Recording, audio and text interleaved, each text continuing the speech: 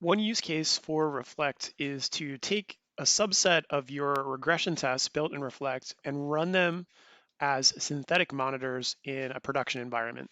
Here I have a test suite that I've created in Reflect. And if we scroll down, you can see this latest text execution has no failures and is testing two different applications. It's testing Salesforce as well as SAP. I may elect to take a subset of these tests and run them as monitors, probably on a schedule against my production environment. You can see this is actually running in a UAT environment here, but we want to run our synthetic monitors likely in production. So I have set up a second suite here, and there's a couple differences between this UAT suite and this production monitoring suite. The first is that I've set up what's called execution overrides so that the environment that we're running in is going to be different than the environment where we originally created the test. So if we created our Salesforce tests in sandbox.salesforce.com, a sandbox environment, here we're replacing it with the production URL login.salesforce.com. Similarly, we may have set up our test to use a username which is specific to the sandbox environment. And here we're overriding that for all the tests to use a username which is specifically for our production user.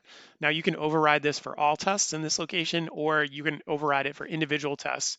If your synthetic monitors maybe are testing different users, you can still have the tests log in as different users. You can override that. Having that set up, now likely what I would want to do with my synthetic testing is only choose a subset of tests. So as we can see here, we have a variety of tests, and a true regression test would be much, much larger than this. But here our synthetic monitoring set of tests would be probably a set of smoke tests, maybe 5, 10, 20, something like that. And what we've done is we've just set up just a subset of the tests that we've created for our regression testing. So things that maybe are simpler tests, things that wouldn't change data so much or maybe not at all. It would just be verifying that the application is accessible. So we have that here. The other thing that I would probably have set up in my synthetic monitor is in my regression test suite. I have my regression test suite set up to notify me via email. And the folks being notified via email are probably folks in your test team, maybe business analysts or folks participating in the UAT effort. In our synthetic monitoring, you likely would want to set this up for alerting purposes. And so here I've modified this workflow. And you can see if we click on the plus button that these are the workflow options here. I've replaced the send email option here with the call API option. So if I click on call API, you can see I've set this up to go to PagerDuty.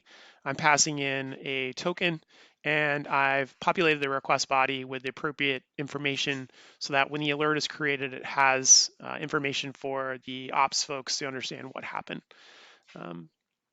This can also be set up in a schedule within Reflect. So again, regression tests are either usually you're running them by clicking on this run test button when your environment's ready for testing, or you're hooking this up automatically with CI.